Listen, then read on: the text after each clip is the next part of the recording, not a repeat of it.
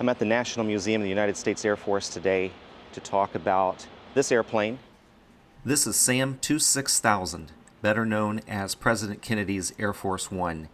This is the airplane that brought him to Love Field, November 22nd, 1963, and later in the day brought his body to Washington, D.C. President Johnson was sworn in on this airplane, and it functioned as his White House for about 2.5 hours that day in the early hours of his presidency. Today I'm going to go through that day on this airplane, moment by moment, space by space, from Kennedy's departure to news of the shooting trickling into the crew, to Johnson's arrival, bringing the casket on board, the swearing in, and the trip back to D.C. I want to review those details from inside the airplane where they took place. First, I'm going to acclimate you with the layout of this plane from the outside to a tour of the inside. We're going to see where President Kennedy sat, the path he took to exit, and we're going to make a quick stop up at the Henry Ford in Michigan to take a look at the limousine that he was riding in that day and ultimately lost his life in. Then we're going to review all of the details of the day inside the airplane after President Kennedy left. So before we go inside the plane, I want to give you an idea of the layout from the outside. President Nixon had the interior changed during his time in office, so it's important to understand the way it was in 1963. If you look at the word America on the side of the plane, the M is about where President Kennedy's desk was. So those windows below the A and the M would be the windows he was looking out of when he was traveling. From the front of the plane, you had the cockpit, obviously, and then back to about the I in United was the cruise area of the plane. The communication center was there. There was a lavatory, a galley, and a meeting area.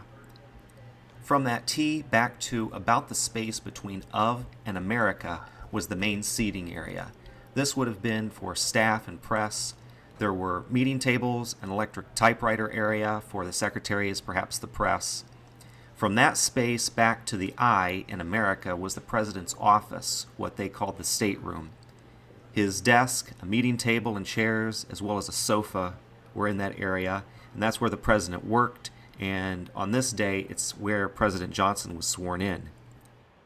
From the I in America back was the president's private quarters, including his bedroom and private lavatory.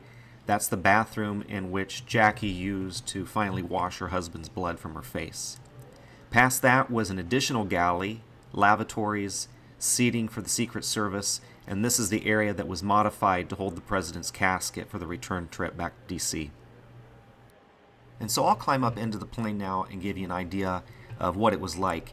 Nixon had the interior of SAM 26000 redone. And then after the current generation of presidential planes were delivered in 1990, this became a backup and VIP transport. So even Bill Clinton had flown on this plane, but things are just different from the way they were in 1963. At the top of the stairs here now you see a lavatory. This was actually the communication shack in 1963. Then over here on the right, these two chairs, this was the communication shack later on. You have the galley here. This was really the crew area of the aircraft. And then probably right about in here is when it went into the general seating area. So now over here on the left, this was the presidential era, Nixon era presidential suite over here.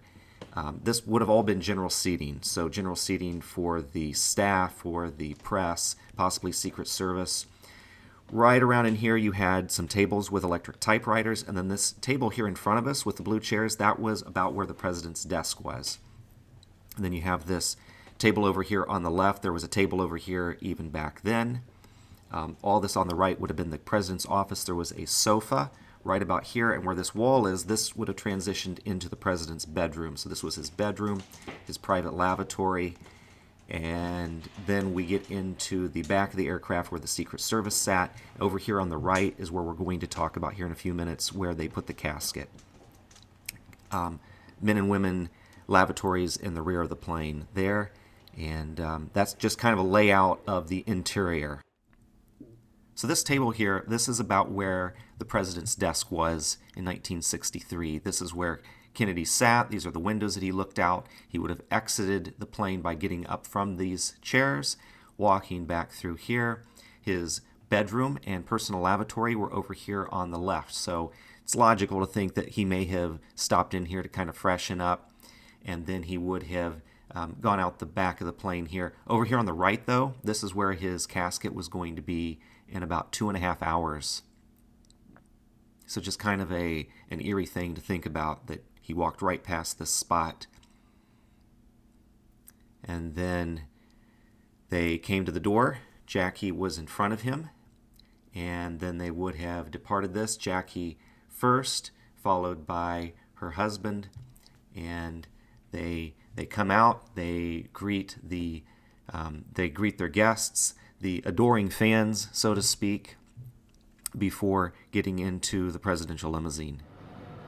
Now, very quickly here, I want to include a little bit about the car, because this is another significant artifact from that day, and it fits right in here.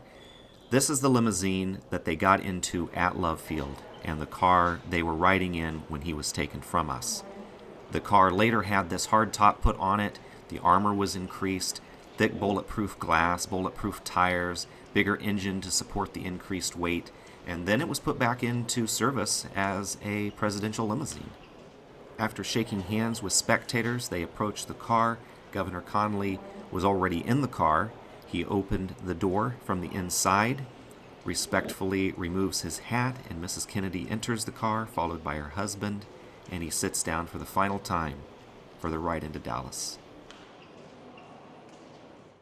So yeah, it's a very strange feeling to be standing next to this car. It's such a connection in history.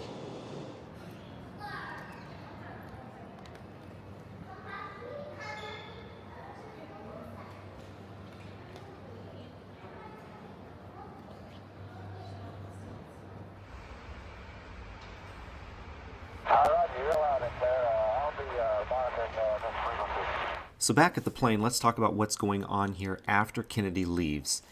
You see this lavatory here in front of us, but in 1963, this was a communication shack, and Captain James Swindle is sitting here eating a roast beef sandwich. It's 12:30 in the afternoon. That's about the time that Kennedy is shot. Swindle is listening to the Secret Service radio channel, and he makes out, "Dagger, cover volunteer." And he knows Dagger is Secret Service and volunteer is Johnson. And then he hears, "Lancer is hurt. It looks bad." And he knows Lancer is Kennedy. In his first thought, he remembers Kennedy wearing his back brace when he left the plane, and he's wondering if perhaps it's Kennedy's bad back that's giving him trouble. His radio operator, Sergeant Trimble, is outside the plane, and he has him come in and call the White House to figure out what's going on. So Swindle is going to come back to the back of the airplane to get to the television in the president's bedroom. He would have passed a couple of secretaries that were typing, and the only other person would have been the president's steward. He was laying out a clean suit for the president to change into when he got back to the plane. It was getting hot out, and he was going to have him change into a lighter weight suit. They turn on the television, and there's a news flash that the president has been shot. And Trimble has heard back from the White House. Wayside, this is Situation Room. I read from the AP Bulletin, Kennedy apparently shot in head. He fell face down in back seat of his car. Blood was on his head. Mrs. Kennedy cried, "Oh no," and tried to hold up his head. Connally remained half-seated, slumped to the left. There was blood on his face and forehead. The president and the governor were rushed to Parkland Hospital near the Dallas Trademark, where Kennedy was to have made a speech. Over. So at this point, the Secret Service is expanding the perimeter around the plane, making it even more secure than it already was. And Captain Swindle gets a call from Parkland Hospital saying, "Get the plane ready. We're going back to Andrews Air Force Base. We've got to get back to D.C." They call Andrews. They tell them, "Leave a communication channel open for us. Keep it clear." Swindle orders for the fuel to be topped off, and he orders for the auxiliary air conditioning unit, the external air conditioning unit, to be removed from the plane because he wants to be able to go in a moment's notice.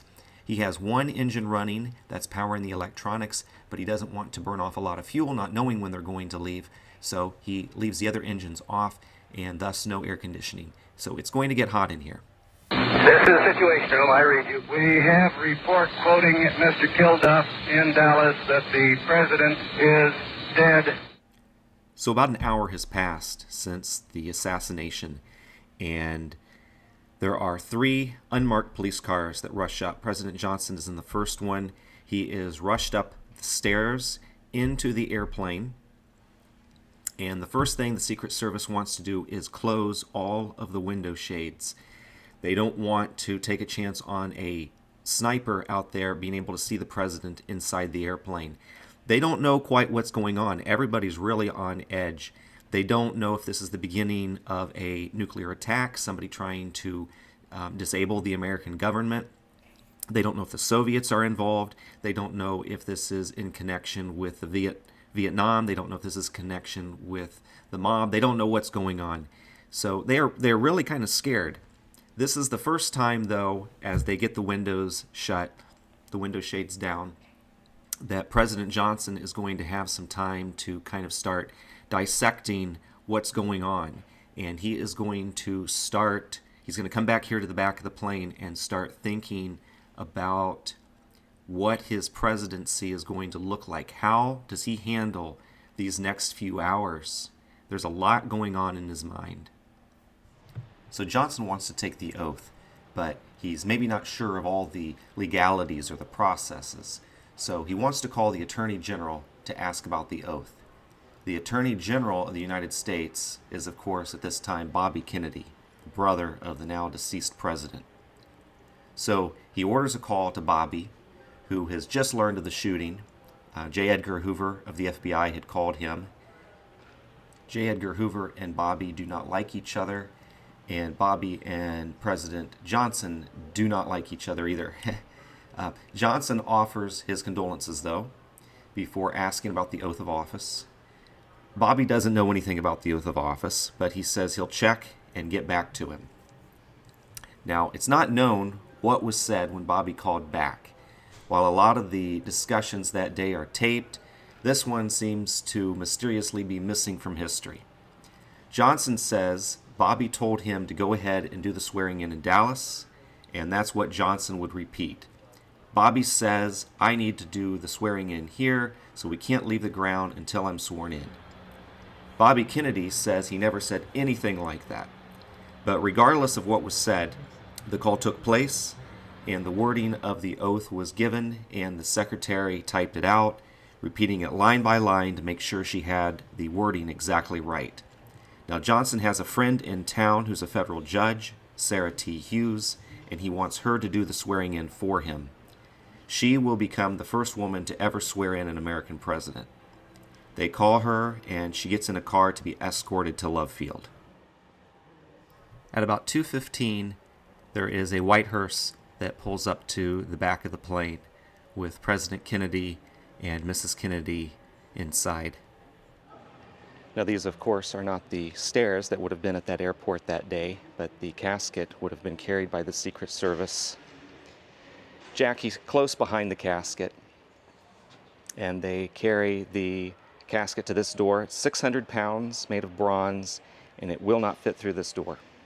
So they break the handles off of it,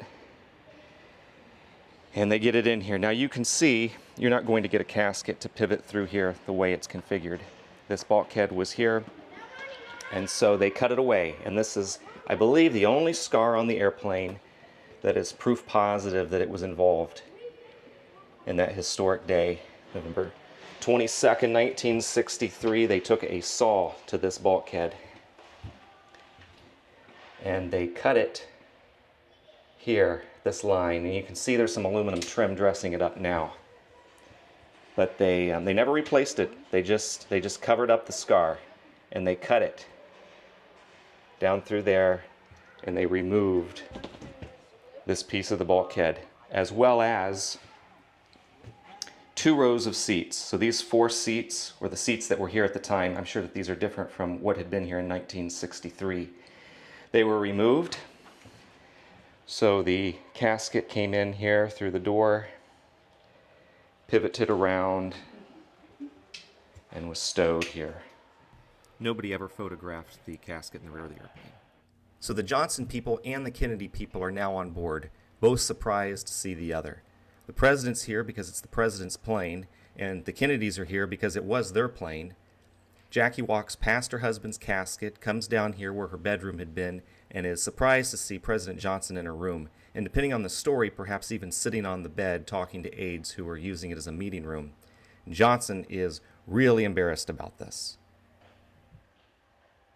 So the story is that Jackie left the bedroom, she turned around and walked back to the coffin, and the President and Mrs. Johnson come after her. They apologize. They ask her to come back to her bedroom. So the story goes that Mrs. Kennedy agrees. She comes back to the bedroom. They have her sit down on the bed. They offer her their condolences, and they explain to her how that they're going to do the swearing in on the airplane. It's probable that that President Johnson asked Mrs. Kennedy at that point if she would like to stand with him when he was sworn in. She still has the bloody clothes on, and so Mrs. Johnson, Lady Bird Johnson, asks her if she would want to change into something different. And she'd been asked this before with the same response she gave earlier. She tells Lady Bird that, no, I want them to see what they did. I want them to see what they did to Jack. Lady Bird Johnson also said later that Jackie was saying, what if I hadn't been there? I'm so glad that I was there. We are waiting for Judge to appear for swearing in. That is for volunteers, is that right? Yes, we are having getting one here to have it done before we take off, right? So from about here forward to about where that wall is now, this was the president's office. They squeezed 27 people into this room. Now that probably counts people standing in the doorways that we're able to see in, but it's the middle of the day at this point, and the sun is beating down on this airplane. No air conditioning. You can't open the windows. One of the reporters later said it was probably close to 120 degrees in here with all these people. You figure the air is filled with cigarette smoke because everybody was smoking back then. They're crying. They're sobbing. It's just a crazy environment back here. Mrs. Kennedy comes up and they do the swearing in. You see the door back here in this picture. It would have been right here where this striped wallpaper wall is now. This was the aisle that went through here. Nowadays, it turns and it goes around the current president's office or the later president's office. But this would have been the main seating area of the airplane back then. But yeah, that door right there, that was there. And the president would have been standing about where I'm standing here, except that he was facing this direction. So his wife would have been off to his right shoulder over here, and Mrs. Kennedy would have been off to his left. She would have been standing right here. And President Johnson was standing here when he was sworn in by the judge. Yeah, Mrs. Kennedy right here, Johnson here, Lady Bird Johnson here. This is the exact spot where he was sworn in. This is the approximate location of where the president's desk would have been. And you can see in this photograph, there are some flowers here. Those are sitting on the president's desk. So this man is kneeling down on one side, the rear side of the table, holding the dictaphone. And this man here, he was on the other side of the table. So they're squeezed around this table. This is the desk, the president's desk. And there would have been another table back here. And there was a sofa that was along the wall here, about where this wall is now, maybe the exact spot. This is where the president's bedroom would have started. So there was the wall came out and it actually came into the aisle, and then the aisle turned here and went around the side of the president's bedroom. But there was a sofa here. And the photographer that took that picture stood on the sofa with his back pressed against this wall. He had a wide-angle lens, and even then, with 27 people in this room, he was asking them push back in order to get everybody in the image. And he strategically positioned his camera to get above Mrs. Kennedy's waist, because below that was caked in, gore. I do solemnly swear that I will faithfully execute the office of President of the United States and will to the best of my ability preserve, protect, and defend the Constitution of the United States. So help me God. Now, once Johnson is sworn in, he kind of fends off anybody's efforts to congratulate him. He doesn't want this to be any kind of a proud moment.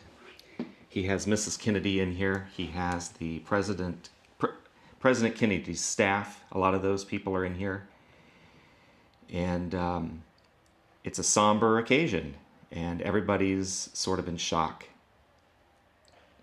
And President Johnson gives his first order after the swearing in: get this thing in the air. And so the photographer, he climbs down, he gets off the airplane to go get these black and white images developed. He used black and white film because A, it was quicker to process, and B, at the time you couldn't get color pictures to go over the telephone systems that they had back then, the wire, so to speak. But you could send out black and white images easier. Tell me in regard to 1 and 2 are the top people. Roger, the President is on board, the body is on board, and Lewis County is on board. They get the plane in the air, and there's a lot of different thoughts going on among the people that are in this airplane. You have Jackie, who just lost her husband in the most vile way. She has to communicate this loss to her kids. She's going to have to move out of the White House. Everything she knows is changing. Keep in mind, she lost 2 kids in her lifetime, including one earlier this year. You have the Secret Service agents on board who are thinking how they've just lost a president on their watch. Secret Service agent Clint Hill, who was in the car, said that Jackie shouted, "They've shot his head off." So they have all this imagery, all this emotion. Lady Bird Johnson later said she heard one of them say, "We've never lost a president in the service." You have the entire Kennedy staff who are realizing their careers are likely changed now with Johnson, who most of them didn't like.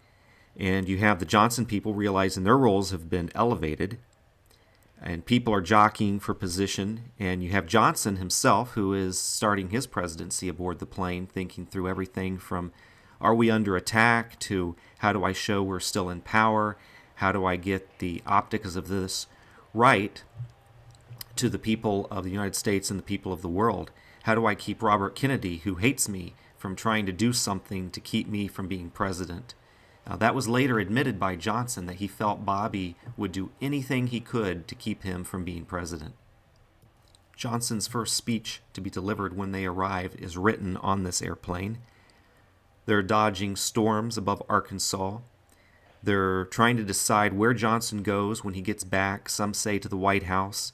He's concerned about the optics of that, wants to go to his own home, although he doesn't have a secure phone line even in his house. He calls Rose Kennedy, the president's mother, and offers his condolences to her while on the plane. They make the decision to have full press when they arrive. They want to show the strength versus trying to hide, and at least in front of the world. Johnson calls a meeting with the heads of Congress that he wants to take place tonight. Johnson learns of the briefcase that contains the nuclear codes and the numbers to reach European leaders in minutes. He has to learn how that process works, and all of that's happening on this return journey back to D.C. aboard this plane. Jackie is in the back of the plane planning a funeral in her mind. While on the plane, it's said that she decided on Arlington. She's discussing funeral music, and her and the closest aides are talking about Abraham Lincoln and making those sorts of comparisons, how he's died a martyr. They're talking about eternal flames already on the airplane. She tells the limo driver that was driving them in Dallas that she wants him to drive the ambulance to the hospital in D.C. when they arrive. She wants his friends to carry the casket out of the plane, not a military honor guard. All these things are going through their minds and being discussed, and they're getting drunk. And that actually left a bad impression on Johnson later. The guys that were back there just getting boozed up, he really thought a lot less of them because of that. But obviously, there was a lot going on back there too. The press is on board, and they're trying to document all of these things. They're all working on adrenaline at this point. They're exhausted.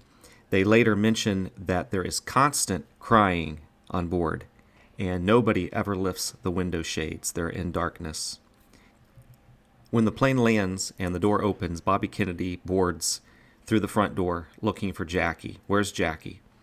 And he has to walk the entire length of the plane because she's in the rear, and he passes President Johnson without acknowledging him, and that is said to have really bothered President Johnson. The airport has a food service lift, which they carry the casket onto so they don't have to carry it down the stairs the way that they had to carry the 600-pound coffin up the stairs.